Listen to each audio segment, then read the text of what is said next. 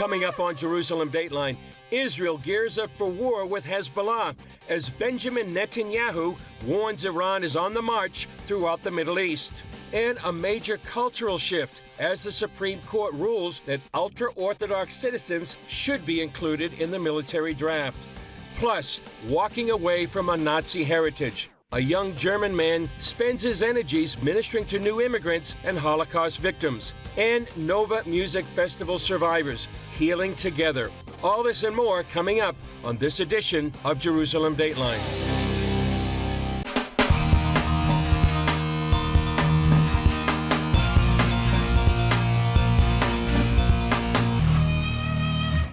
Hello and welcome to this edition of Jerusalem Dateline. I'm Chris Mitchell. A peace deal could possibly avert a war between Israel and Hezbollah, but the amount of firepower assembling on Israel's northern border suggests that war could start any day. Meanwhile, survivors of the Nova Music Festival gathered to celebrate being alive and to declare victory over Hamas's culture of death. Paul Strand has the story. Israeli troops continue gathering and preparing on the border with Lebanon for what could soon be full-on war. Their purpose is to stop Hezbollah terrorists who've been attacking northern Israel from Lebanon almost daily for months. That's forced some 80,000 Israelis to flee their homes and empty out whole communities. Living right now in Kiryat Shmona is very sad. The city is empty most of the time. Hezbollah hit the north with some 40 rockets Thursday, saying it was to avenge a number of recent Israeli strikes on the terrorist group. As the war against Hamas grinds on in Gaza and tensions mount in the north, Israel's prime minister keeps trying to draw the world's attention to Iran, the massive power behind Hezbollah, Hamas, and other groups. Benjamin Netanyahu is warning Iran and his proxies are, quote, on the march to conquer the Middle East. Visiting the north, Israel's President Isaac Herzog complained the international community is doing little to stave off war. So he said it shouldn't be surprised if, quote, the situation spirals out of control. Even as Israel braces for what could be another massive and painful war, survivors of the Hamas sneak attacks at the Nova Music Festival on October 7th came together Thursday in exuberant defiance of terrorism. It was their first mass gathering since the brutal assaults. Nimrod Arnin's sister was among the more than 360 killed there. On that Saturday at the beginning of October, our light was put to the test, a test which in our worst nightmares we didn't imagine we will have to pass. On stage, dancers reenacted the horror of that morning. And on the ground, tens of thousands stood in a long moment of silence to commemorate all who were lost. But the main message of the day? Israelis will not let the terrorists steal away their full embrace of life, their joy, their dance. Nothing can stop us from living our lives here in Israel, and nothing can stop us from keep on dancing and living. Paul Strand, CBN News, Jerusalem. Israel's Supreme Court made a unanimous decision this week, which could set off a political earthquake. It concerns including the ultra-Orthodox in the military draft. To break it down and explain some of the history is Rabbi Dov Lipman, who comes from the world of Israeli politics. When the State of Israel was founded, there was a group of ultra-Orthodox who were against the idea of a mandatory draft for all young men. And they worked out a deal that 400 elite scholars would focus exclusively on their religious studies. And that would be basically the spiritual, a source of spiritual blessing for the army, for the country, and would preserve this idea of a small group that studies the religious texts all the time in a Jewish state which certainly values the study of the Jewish religious texts. But what has happened over the last 76 years is that small group of 400 elite scholars has now become 65,000 young men who claim that they're studying the religious texts and therefore are exempt from military service. And broader Israel said that there needs to be equality. How can there be tens of thousands who are being exempt from military service when everyone else is serving? And the Supreme Court heard those complaints and said, yes, there needs to be equality. The idea that a small group will focus on their religious studies, that makes sense. That's a value for the country. But the idea that an entire population, which has grown significantly, gets exempt, that's not acceptable. And that's what the Supreme Court ruled. And they basically said the Knesset is required to pass legislation that provides equality, where everyone is serving the country. Now, the reason why this is a challenge is because in Netanyahu's governing coalition, he has ultra-Orthodox parties that he needs in order to have a majority. They are against the idea of expanding the draft to include their young men, and that's where we have this collision between the Supreme Court on the one hand demanding equality of some kind, and parties in Netanyahu's government that are saying, we don't want to yield on this issue. We want all of our young men to get this exemption. And at the moment, the Supreme Court ruling is everyone gets drafted. Until you come with a law that shows equality, everyone gets drafted. There's no way these ultra-Orthodox parties can stay in a government where that's the government policy, and that could collapse the government and lead to a new election. Up next, news analysis with CBN Middle East correspondent Julie Stahl in our studio.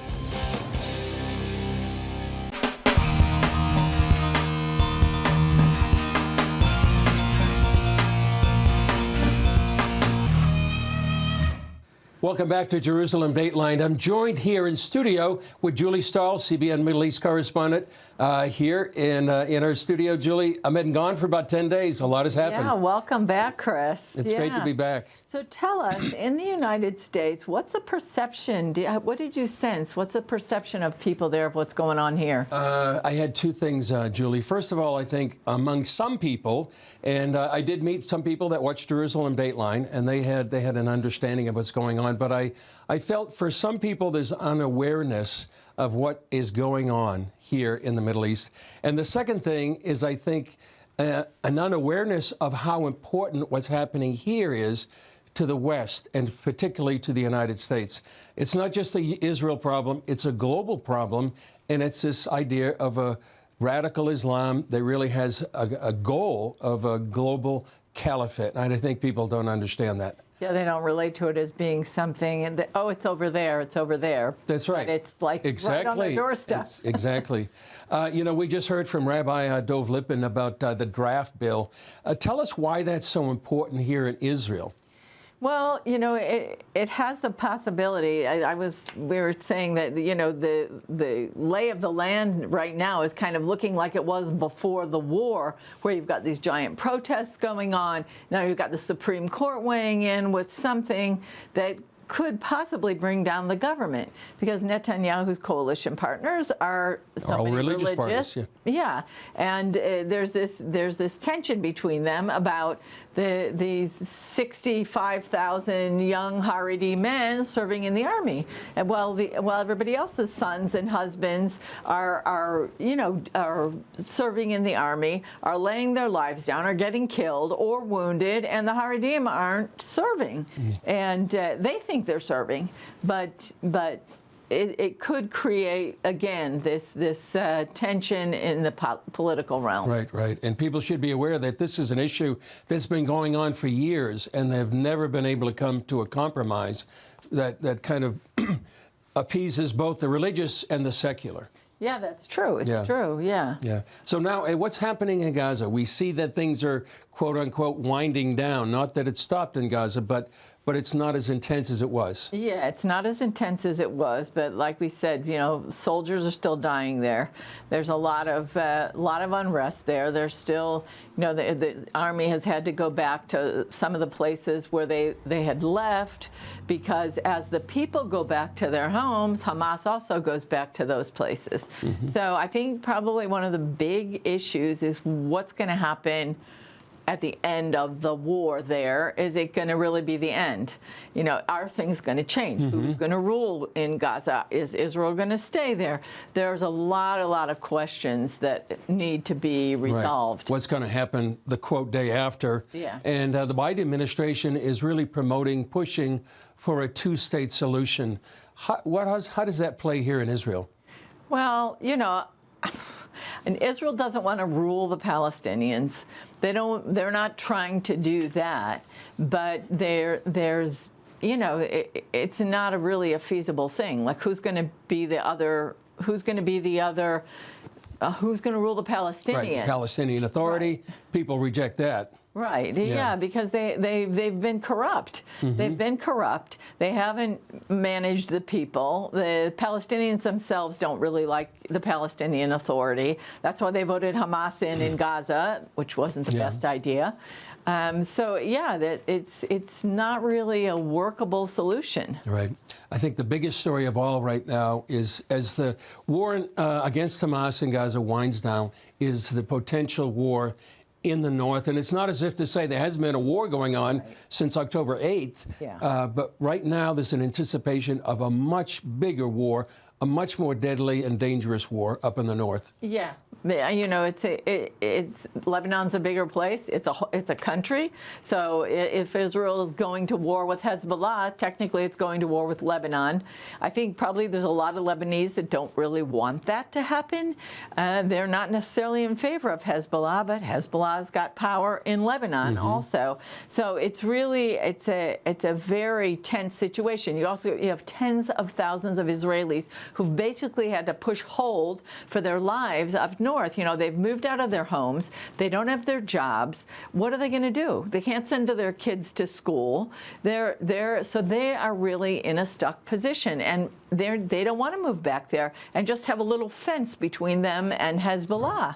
It's not workable. And last question, the last issue is, overarching all of this is Iran, really the head of the snake. Yeah. Yeah, I mean, Iran's behind it all with its stated goal of wiping Israel off the map, and you know, and establishing its Shiite Islam in the Middle East. You know, they want to conquer also Saudi Arabia. They want to be in control here, and they're using their terror proxies, whether it's Hamas or Hezbollah or the Houthis or other militias, to do it, and it's deadly. Also to Israel, also to the United States. Yeah, I think the U.S. needs to realize that. Unfortunately, the Biden administration seems to have a policy of appeasing Iran, that giving money to Iran, which seems to fuel all the things that are happening. Yeah. Julie, thanks for joining us. Great to be back. Yeah, good to have you back, believe me. And what we talked about gives people a lot of things to pray for the government here and for the whole wider Middle East. Still ahead, forging a different path, the grandson of a Nazi officer tells his story.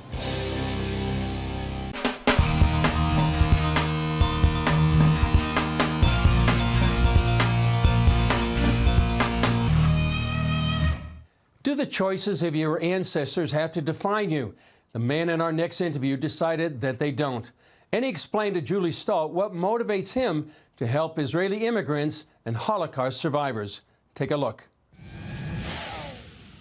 Alexander Dietze, welcome to Jerusalem Dateline. Thank you. Now, you are born in Germany. Yes. And you grew up knowing a little bit about history of your country, learning in school. And then you became a Christian in your early 20s. And then you had a big surprise. Tell us what it was. A very big surprise. My grandfather, he had a special gift for me. And, you know, my grandfather, he taught me bicycle. He taught me swimming, so I was very close to him. But he wanted to give me his Nazi medals as a heritage. And suddenly, my whole perspective of my grandfather, so Granddad, what's that? I mean, seeing all the symbols that I was always finding in my past, like they were suddenly in his hands. He never spoke. In Germany in general, the people don't speak about the Holocaust. And this was a big shout in my heart and in my soul that I heard. And from there, my journey began. So how did that affect your the way you looked at the Jewish people, the Holocaust? Yeah, of course, when you come to faith, and my suddenly I saw, what is this Israel and Israel and Jerusalem? And it was interesting, but when this happened, it came to the past, the 70 years, not the 2,000 years. So 70 years. So suddenly I found myself with a responsibility of kind of looking in. But the key moment was when I had a friend from Israel who came to the Christians to talk about God's heart for Israel. And he said something profound. He said, what the devil meant for evil, God can turn out for good.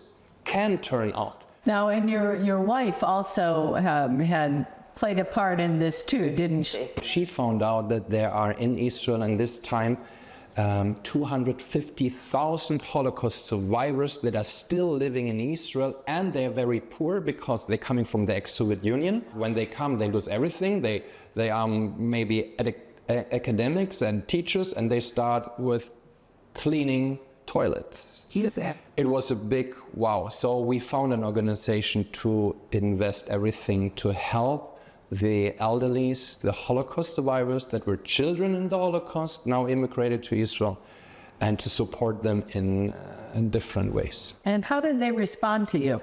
I have the grandson, mantle. It's easier for them to relate with me as with the old elderly generations of German. It's really the little gap of grandson, because they can differentiate. They always say, it was not you. And I have to say, yes, but we have a responsibility, and we do it out of free will. So we never had rejection. In the opposite, I say always, I have in Israel maybe now 50 grandmas and 50 Jewish granddads. Wow. And one of them gave you a special present one time. Yes. After the event with my grandfather and after a long journey that brought us to Israel, it was at an event, a very dear Holocaust survivor. She is the leader of an organization who takes care of thousands of Holocaust survivors. She said, I brought a very special gift for you, Alex.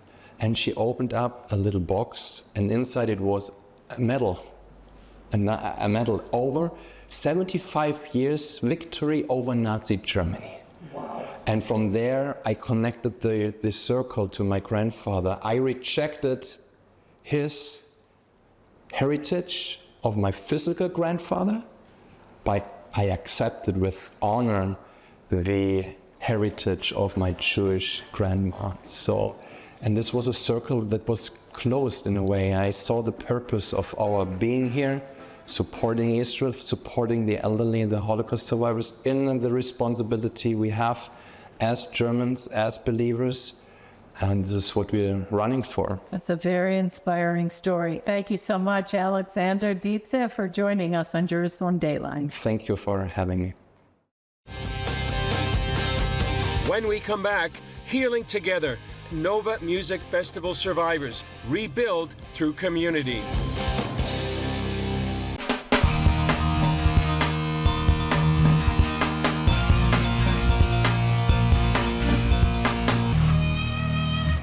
As shown earlier in our program, the survivors of the Nova Music Festival massacre are still putting their lives back together. Paul Stern reports on one way Nova survivors are healing, by finding solace in community. More than 3,000 revelers gathered last October at the Nova Music Festival in Israel, just outside Gaza.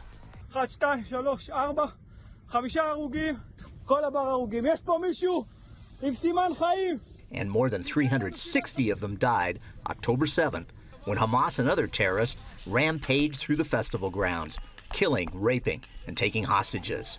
Survivors still to this day face pain, anguish, and trauma that make tackling normal life again seem almost too daunting. Like for Hila, who ran for 5 hours to escape the brutal terrorist October 7th. There are still breakdowns, I call that, a panic attack, a blocking in the mind. A loose-knit group called the Tribe of Nova Community has come up with all sorts of services and activities to help these survivors do more than just survive, but thrive and dance and enjoy life again. We just together to take care of each other, to get better in the mental health, just not to be alone. Sivan lost the love of her life that murderous October 7th. He gave his life so I could live. He saved 6 more people, not including myself.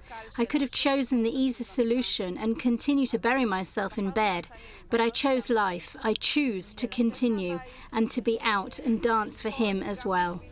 Though his body was riddled with bullets, Sivan's partner drove her and a group of other survivors to safety before he died. I felt his hand protecting me. With all this, he was still driving. He was shot all over his body, and I felt his hand protecting me. The Friends of Nova community helped bring Sivan back to life and to recovery from her wounds, and to the dance. I'm dancing for 2, and after being shot in the leg, I come here and come back to dance and be happy and meet friends. I need to dance again. We have to dance again, not only for me, for all the people that I lost. I lost more than 6 friends to the Nova Music Festival. 3 of my friends are still holding hostages in Gaza. Gila and Sivan dive into all that the Tribe of Nova community brings them, like a once-a-week get-together by a Tel Aviv lake. They garden, explore therapies, get psychological counseling, and party again, together. The community, the very special people, beautiful inside and out, are the ones who basically bring me back to life. I'm much better. I'm going out, I can dance, I can smile. I think this is our victory, and it is true that there are still people who are held hostage and they go through hell every day, but that does not mean that Hamas has defeated us. Paul Strand, CBN News, Jerusalem. Well, that's all for this edition of Jerusalem Dateline. Thanks for joining us. Remember, you can follow us on social media, and you can access CBN content through our CBN News and other CBN apps. And remember to sign up for our email blasts, and please continue to pray that God would thwart the plans of evil men and make a way for the hostages to come home. I'm Chris Mitchell. We'll see you next time on Jerusalem Dateline.